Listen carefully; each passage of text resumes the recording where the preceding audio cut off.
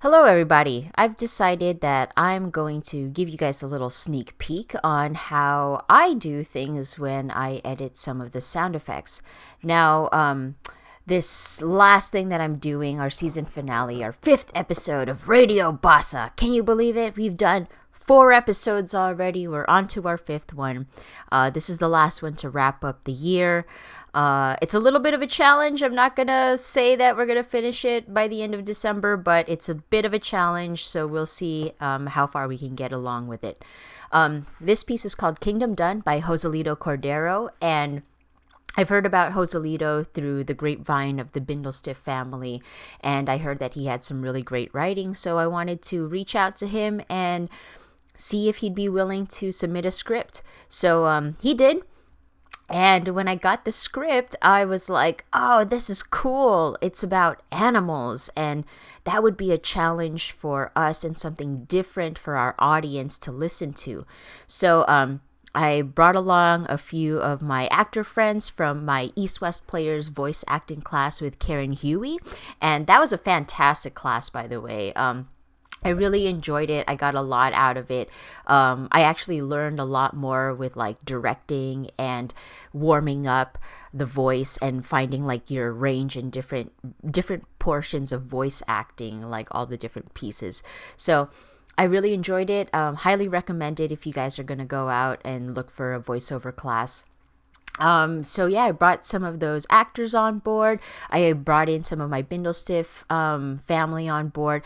And this piece is like really a marriage between the north and south of California, my Bay Area peeps and then some LA peeps.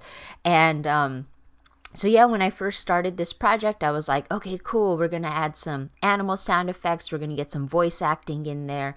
And then we're just going to find like music to go along with it and bring like the parts of emotion or elevated moments in the piece.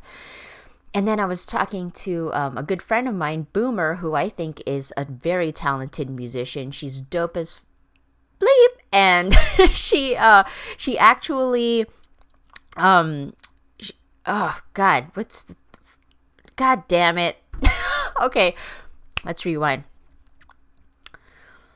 So I was talking to my friend Boomer, who likes Radio Basa and thinks it's pretty cool. She's a very talented musician. I've worked with her in Forbidden Futures. She does stand-up comedy as Fawny Betch, which I thoroughly enjoy. And she just was talking to me, and I said, you know what? Like, I would love to bring in some original music. Like, I wanted to elevate our level as a company, as a troupe, as a group, as a community, and infuse original music in one of our pieces. So in the past, we've used like other music, gotten permission from some of the artists, which is awesome. But I want to now step into like working with musicians and trying to get their pieces and elevate their artistry in this like brand new digital realm where we all have to work from home because of obviously coronavirus. So here we are. Brought her on board. She's hyping me up because I'm really excited to see what she's got for us. So after I have already acquired all of the voice actors, and what I do is I actually work with the actors one-on-one. And the reason why I do that is because it gives me an opportunity to direct a little bit better. If we need to do retakes, or since we're working remotely, there's a lot of like little technical things that happen, you know, like pops or possibly, what is it called? Internet connection issues. So when I'm able to work with one-on-one, I'm not wasting people's time, especially if like only one person has issues with like a line or whatever.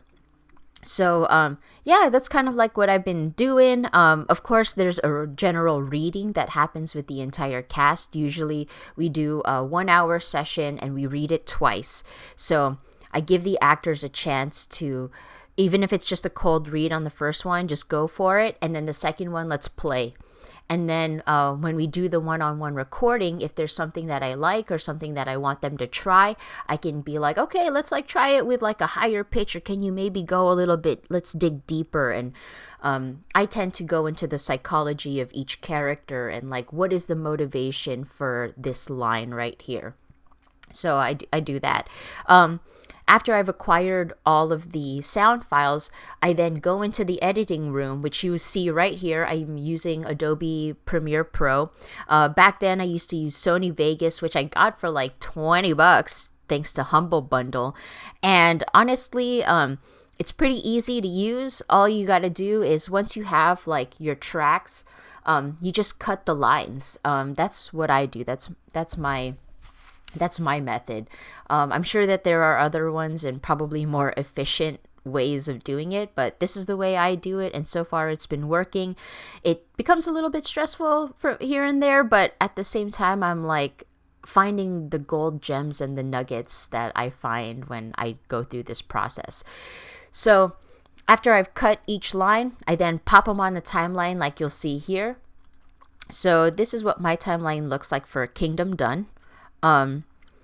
I have on the different tracks here, I've got a music one, SFX one, SFX two, which has like all the animal sounds or any all the environment stuff I'm going to put on the bottom, but music goes on top because I want to be able to see it, and I want my composer to see it. Then I separate them by the different characters. So we've got Witness first, which is pretty much like the baseline character throughout the entire piece. Kamba, I go by the almost like priority or whoever has the most lines, but this one kind of works out for me right now, so I'm not going to change it, even though this character is very minimal in this piece. So yeah, and then I just have like this bottom track here. So some of these are bloopers that I was like, oh, I'm keeping those because I think it'll be fun to pop them in there later on. But I keep the original voiceovers down here at the bottom. This isn't all of it, by the way. I don't know what I did, honestly. It's been like 2 months. So here we go. We are at almost the 5-minute mark here. And the cool thing about what we do with this kind of work is we really have to use our imagination. So you'll see on this side right here, you'll see here, there's like all the different sound effects that I have with the voice acting lines, as well as different like dog barking, dog walking, and all this other stuff. So you as an audience member, what you do is you actually listen to it, and you basically use your brain to connect it to sounds that you've heard in your past, in your memories. So that's why I like doing radio plays, because it trains our mind and our imagination to just go places where we want it to go. And me as like, I don't know what the proper term is, but I kind of feel like it's like a designer, like soundscape designer. My job is to find these sound effects and to create a world that makes sense for the audience to kind of follow through. Now for this one, actually with a lot of the other ones, including Astonishing Lack of Discernment, Charlie Don't Die, there are pieces in there where, for instance, in Charlie Don't Die, we have a seance sequence, and the character Charlie has to put down like little trinkets or whatever to set up his seance table. Now, when I was looking for these sound effects, I was like, what, I'm just like searching seance items or something like that, right? And I'm looking it up online and I can't find anything. That's like that. So I had to look up something like glass on table or metal on table or chess pieces or something that sounds like the little trinkets that he's putting down onto a wooden table. So I had to grab those sounds and use my imagination to find what sounds very similar to that. So I find it, I put it on there, I layer it on top of like wood, like things hitting wood. So what you come up with is it's just like a metal ding onto a wood boom, and then you just create that sound. So I had to do that for this one, and I'm just going to show you guys real quick pretty much what I had to do, especially for the raven, because the character is named Poe, and the character, I think, has to fly in and land on a mailbox. So I YouTube searched. I actually use Audio Blocks, which is a paid subscription that I pay for. And what I do there is I search, right, and I look for like mailbox sound. Couldn't find anything. Couldn't find claws on metal. Couldn't find that. So I had to just look up some sounds, and I think, let me see if this is it. Poe, the raven, arrives, flying down to rest on the mailbox by the yard. Hey, lowly dog. So if you heard that, I'm going to play it one more time. Penny leaves to see her master Lisa. As Soldier watches Penny leave, Poe, the raven, arrives, flying down to rest on the mailbox by the yard. So that sound that you heard, so luckily there's bunches and bunches of bird flapping sounds on YouTube that I was able to extract. And then the metal clawing sound of like the bird perching on the mailbox, I actually had to look up metal sound. I just looked up metal sound, and let me see if I have it here. Metal mailbox sounds is what I renamed it, but I think the actual name for it was like just metal hitting or something like that. So I had to like recreate that that sound with what I got, and I had to cut it up. So what you'll see here is, hold on one sec. So this right here is the bird flapping sound, and this is the metal. And here, this is what you get. And arrives, flying down to rest on the mailbox by the... And this right here is just more bird flapping wings, because when a bird perches, it kind of just gets its balance a little bit by flapping its wings. But notice how this metal and this metal, if we want to look in real close on this, they're two different sounds.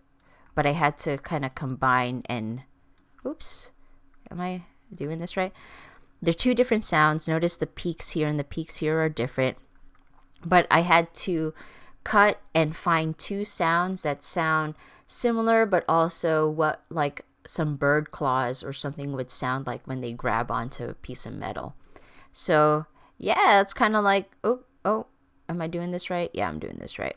So that's kind of like my process when it comes down to doing this kind of stuff. It's a bunch of like using my imagination, layering, going over and over and over it again, and asking other people to listen to it and go, does this make sense? Because it might make sense to me, especially after listening to it for the 50th time, but it might not make sense for the audience unless you like listen to it over and over again. So you'll see an evolution if you've listened to Charlie Don't Die all the way up to Astonishing Lack of Discernment. There are more footsteps that were involved, even from the difference in Charlie to the cleaner. Jamie Nollis did a fantastic job like creating that little space that the two characters were in, just using footsteps and chains and touching metal and like imagining her in like a cage. So I think it's really cool that these I'm calling them soundscape artists. It's really cool that they use their imagination. I just tell them, this is what I'm looking for, now go for it. And they really take off. Amira Soriano did a fantastic job with Astonishing Lack of Discernment, just giving her a little bit of direction. And then she went for it. and then we just like kept trimming and trimming the fat to make it more like streamlined and ready to go. So by the time it's broadcasted to you guys, it's gone through, I don't know, maybe like 4, 5, 6 iterations of drafts already. And yeah, it's a lot of fun. If anybody is interested in like trying this out, I would love to shoot some stuff out to you guys. Maybe find a way to teach like a little workshop, just to get people like interested or seeing what the magic is behind it, because it's a lot of magic and you can actually do this on your own. You don't need a team. If you want to try it out, you can just try it out and see what happens. So yeah, that's pretty much my TED Talk for today. I just wanted to show you guys like what goes on with this, what I'm working on, and making fun and having fun while doing it. So I hope you guys tune in to Radio Basa. You can catch the full season. It's on YouTube. So, or you can go to Buzzsprout, and we're I think Charlie is not there yet. I think it went away, but I'll put it back up. Any kind of like donation that you guys give us through Bindle Stiff, it helps us big time. It actually keeps the production going, because for me personally, I try my hardest to pay for my talent. It might not be like grandiose, it might not be a lot of money, but it's a little something just to say thank you and being a part of this, because yeah, I feel like this is something that I like to do. Ideally, I would love to put the editing and the imagination part to someone who's very passionate about it. I'm passionate about it, but I actually like just organizing and keeping people together and seeing the magic happen as we go along. So yeah, thanks for tuning in, and I really appreciate it. If you like this stuff, just keep on coming back and supporting us. So thanks to all our donors in the past who's given us a little bit of something for Radio Basa. Trust me, it really helps. It really does. So thanks, guys. Have a good one.